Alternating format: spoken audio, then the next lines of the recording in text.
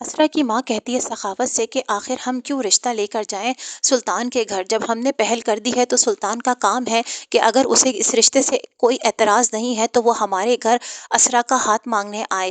آخر ہماری اسرا میں ایسی کیا کمی ہے جو ہم خود رشتہ لے کر اسرا کا سلطان کے گھر جائیں گے؟ سخاوت یہ بات سننے پر بالکل بھی راضی نہیں ہے۔ وہ کہتا ہے کہ میں اپنی بہن کی خوشی کے خاطر کچھ بھی کر سکتا ہوں۔ اصل میں اسرا کی ماں سمجھ چکی ہے کہ سلطان ایک انا پرست انسان ہے اور وہ ہماری تذلیل کرنے کے لیے ہمیں اپنے گھر بلا رہا ہے، لیکن سخاوت اور اسرا یہ بات سمجھنا ہی نہیں چاہتے۔ اسرا کی ماں کہتی ہے کہ تمہاری وجہ سے ہم پہلے ہی معاشرے میں بالکل کٹ کے رہ گئے ہیں اور اب تم خود لوگوں کو باتیں بنانے کا موقع دے رہے ہو۔ لوگ تو یہی سمجھیں گے نا کہ ہماری اسرا میں کوئی کمی ہے جو ہم گھر گھر رشتے مانگتے پھر رہے ہیں۔ لیکن سخاوت صاحب اپنی ماں کی کوئی بات نہیں سنتے اور کہتے ہیں کہ ہم لوگ سلطان کا رشتہ لے کر جائیں گے اس کے گھر۔ آگے آپ دیکھیں گے کس طریقے سے سلطان اسرا کو آزما رہا ہے۔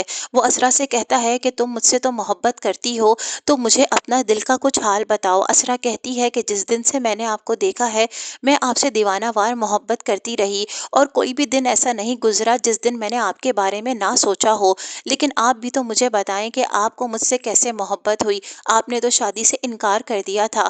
اس پہ سلطان کہتا ہے کہ تمہیں کس نے کہا کہ میں تم سے محبت کرتا ہوں؟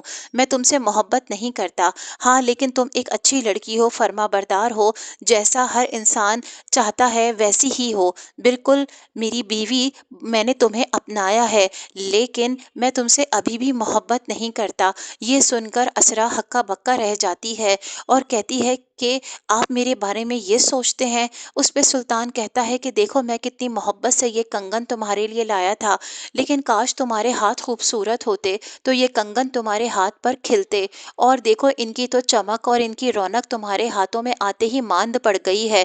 دراصل سلطان اسرا پر یہ جتانا چاہتا ہے کہ دنیا میں اس سے زیادہ پرفیکٹ انسان کوئی نہیں ہے۔ سلطان ایسے ہی لوگوں کو نیچا دکھاتا ہے اور بار بار اپنی ذات کی تعریفیں کر کے یہ جتاتا ہے کہ اس جیسا پرفیکٹ انسان کوئی نہیں ہے۔